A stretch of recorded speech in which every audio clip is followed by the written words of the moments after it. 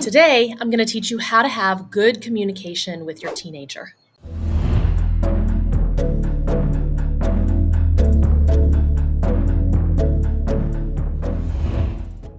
In its simplest form, communication is just the back and forth sharing of information between people. And when communication breaks down, it's because one person no longer wants to share information with the other. And why does this happen?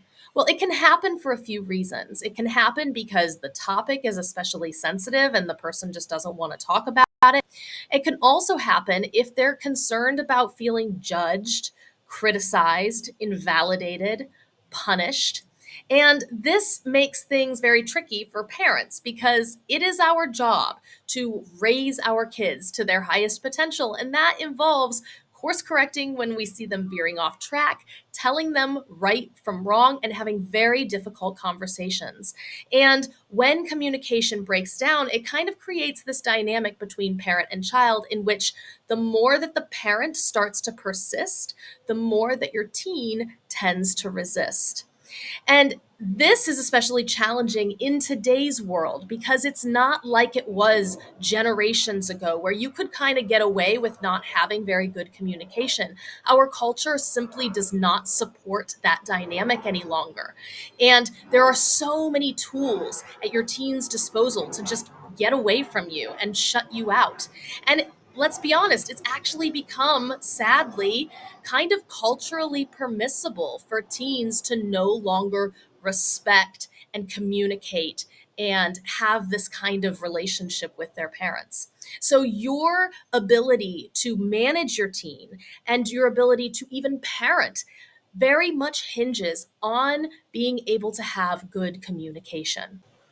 My name is Ashley Walkneen. I'm a licensed mental health counselor and a credentialed life coach. I own a counseling and coaching practice where we help teenagers and young adults come to know themselves better so they can build a life that they're excited to be living.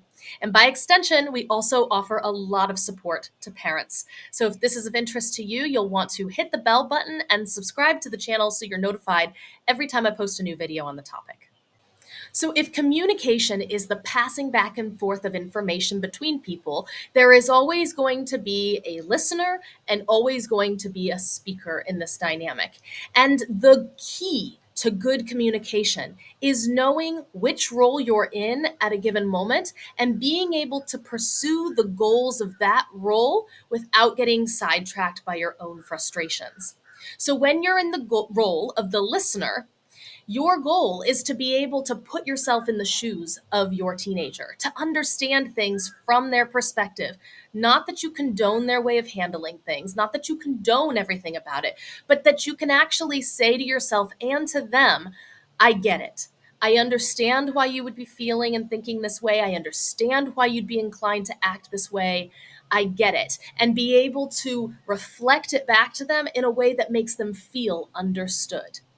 And when you're in the role of the speaker, your goal is to be able to communicate your own emotions, wants, and needs to your teenager without causing defensiveness. And this requires that you know your own emotions, wants, and needs so that you can communicate them effectively. And you'll notice that when you are playing the right role at the right time and you're not veering off track and you're really pursuing the goals of that role, communication flows, it develops, it deepens. And when you jump out of your role or jump into the wrong role or get sidetracked, this is when communication breaks down. So, the biggest mistake I see parents of teenagers make is that they generally want to be in the role of the speaker and they expect their teen to be in the role of the listener.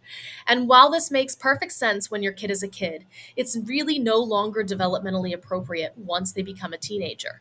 There's something that happens in the brain of a teenager when they hit adolescence, ready or not, that has them push aside all of the expectations, opinions, ideas, and desires of the adults in their life in order to make way for their own personhood, their own identity to start to take form.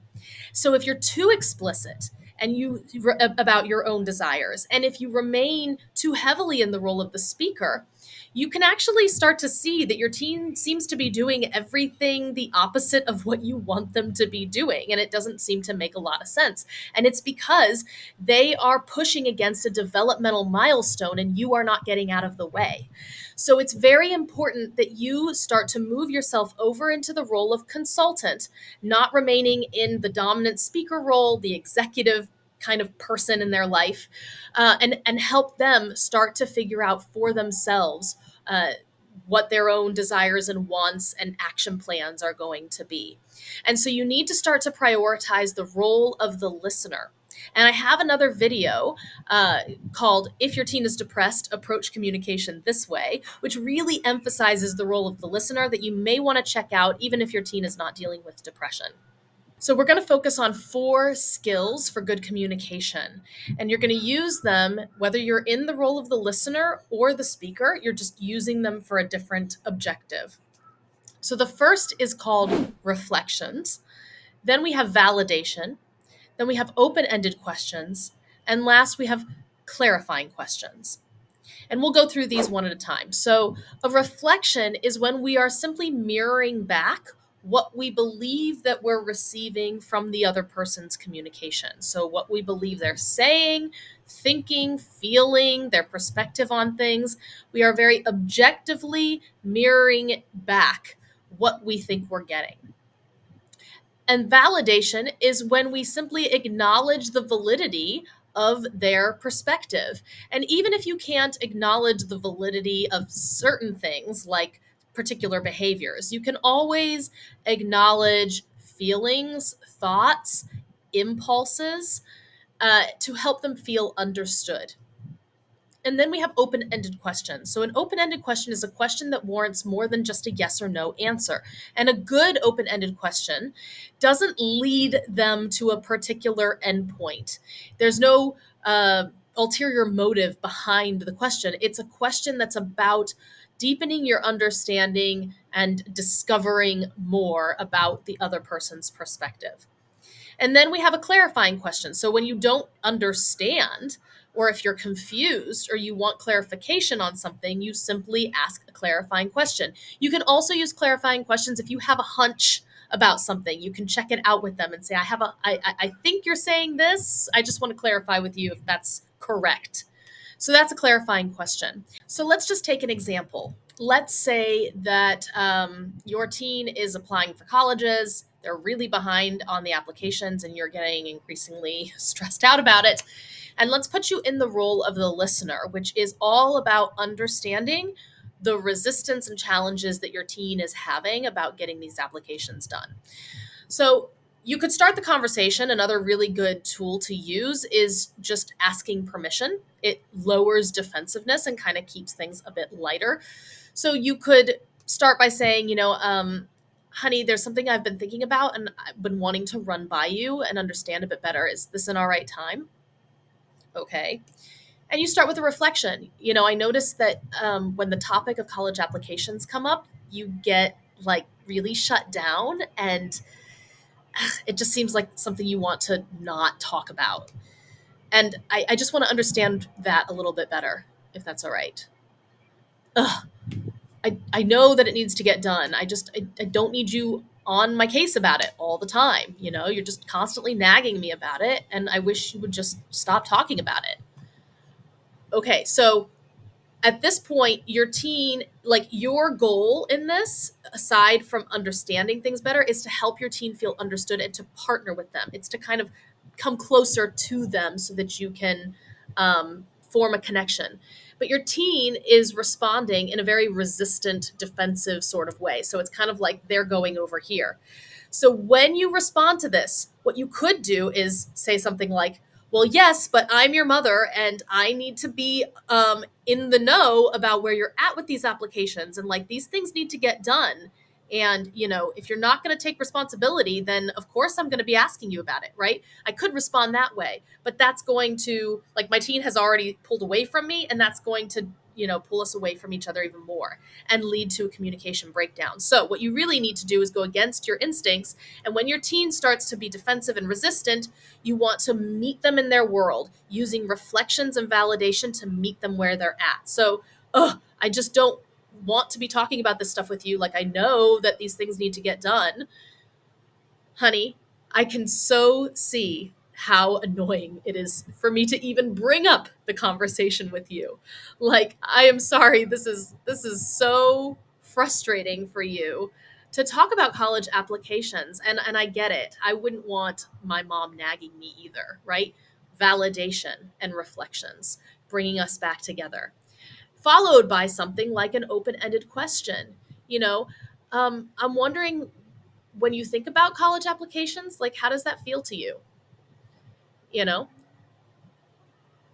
and let's just say that they're still resistant, right? I mean, it's just annoying, right? Like, I don't know, what do I think about college applications? It's annoying. It's more stuff that I need to get done. I've already spent the whole day in school. You joining them, meeting them, closing the gap in your connection, validation, reflections. Okay, it seems like, there's a part of you that obviously knows that there's this deadline looming and it needs to get done, but there's another part of you that's like really stressed out by it. You're already in school all day long and you come home and the idea of doing that on top of schoolwork is just like overwhelming. Is that right? Clarification. And hopefully that deepens them further. Well, yeah, like there's just a lot going on with school already. And, sometimes I just don't feel like doing it. But I'll get it done. I'll get it done. You don't have to ask me about it. I know when it's due. Like, I'll get it done. Validation. Honey, I'm sure that's one way or another. You will find a way of getting it done. Um, I'm also wondering though, like when you just think about college generally, how do you feel about college just in general? Okay, and the reason I'm asking that question, because I could move on to problem solving after my teen says something like, I'm just tired after school. And, the temptation there would be to just move to problem solving. Oh, how can I help you with that? Or can we put together some sort of schedule so, you could do it on the weekends, and maybe we'll do some sort of incentive reward sort of thing to help boost your motivation. Like, I could go down that road, but it would be premature because we want to really understand all the different resistances that might be at play. um, because for some teens, honestly, like coming home from school and applying for college might be a really motivating thing if they know what they want to go into, if they know what school they want to go to, if they're excited about the prospect of college. So the deeper question here is like, why isn't my teen more excited about college to begin with? Right? So I might ask a follow-up question, an open-ended question about how you feeling about college just generally, to see if there are some other things playing into their resistance.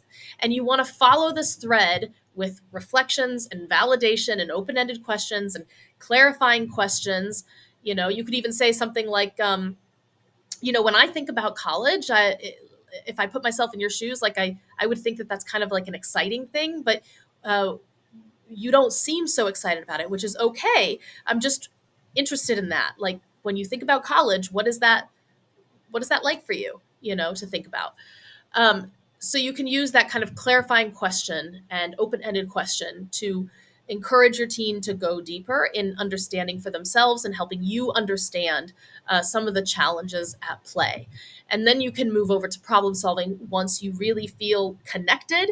Like, you have to be feeling like you are connected. If you are still chasing them to close your connection, it's not you're not ready for problem solving yet. It's not going to be effective. So you want to get past those defenses, get that connection going, really understand things from their point of view. Most importantly, help them feel understood and deal with all the different layers of resistance that might be going on, so that you can both fully understand it. So that's just an example of being in the role of the listener. So let's do one more example. Let's put you in the role of the speaker this time, and your kid is breaking curfew. And you need to have a conversation. And let's say that you have started this off already in the role of the listener, and you kind of understand that your teen wants more freedom. They're almost an adult, they'd like to be trusted more. And that's kind of where the conversation stands. So, another great uh, way of turning the conversation from you being in the listener role to the speaker role is, again, to ask permission, asking permission to switch roles, saying, I understand where you're coming from, summarizing, reflecting back where they're coming from, making sure that you're on the same page, and then saying, Can I share with you what it's like for me? Yes, right. When we have an agreement on curfew and you break that curfew, I feel very panicked and frustrated. And it actually makes me trust you less. And again, it's the same thing. You want to be able to share how you feel about things, but not in a way that causes defensiveness. But your team might get defensive anyways. So they might go, "Oh, it's so ridiculous," right? Like again, I'm almost an adult, okay? And then you want to meet them where they're at, again using the reflections, the validation to bring you back together instead of veering off and saying, "No, you're not listening to me. I'm telling you that we had an agreement and you broke that agreement," right? Like I could go that way, but then I would be causing a communication breakdown. So I respond with a reflection and a validation, like I can see this is super frustrating for you. You want to be treated like an adult. But then I bring it back. But are you understanding what I'm saying? In order for me to treat you as an adult, I need to be able to trust you. And when you break curfew, it makes me trust you less. Are you understanding what I'm saying? Clarification question. And if they veer off again, you literally, it's like rinse and repeat. They veer off again. "Oh, but this is ridiculous. Why do I have to do this? My friends don't have to do this." I get it. I totally get it. I actually do get it. It's very frustrating to have your parent on your case about curfew when you are almost an adult. And again, it is very frustrating and scary for me when you break the curfew that we originally agreed on, and it makes me trust you less. Do you get that it's making me trust you less? And I want to be able to trust you more so I can treat you more like an adult. And so every time that they veer off, you might have to circle this over and over, like 5 or 6 times even. So just trying to like not get hooked by your own frustration, continuing to meet them where they're at, reflections, validation, and literally repeating your point, your feelings on things, um, like a broken record, or expressing a need, I need you to stick to the curfew that you agreed on so that I can build the trust to give you the freedom that you want. Okay, so that is an example of using the role of the speaker. So hopefully this video has given you a really good framework for what good communication is and how to go about it with your teenager. If you found it helpful, please hit the like button and leave a comment below. Let me know your thoughts, your feedback about this particular video. And if you have any questions or you'd like me to create a follow-up video on this, then also put that in the comments as well, and I'll be happy to do so. And right now, I'm doing a lot of focus on helping parents who are struggling to support a teenager through depression. So, if that is something that you are currently struggling with as well, then effective communication is essential for helping your teen make progress, making sure you have a very strong relationship, and that hinges on your communication capabilities. So, if you'd like more information about the parent coaching program for parenting depressed teens, then please send me an email, info@ashleywalkneen.com, and I will certainly reach out to you with more information. You can also join our private Facebook group, Parents Helping Their Teen Recover from Depression. Again, if this is something that you are struggling with and you would like more support on that particular topic. So I hope that this has been informative and useful for you, and I look forward to seeing you next time in our next video. Take care.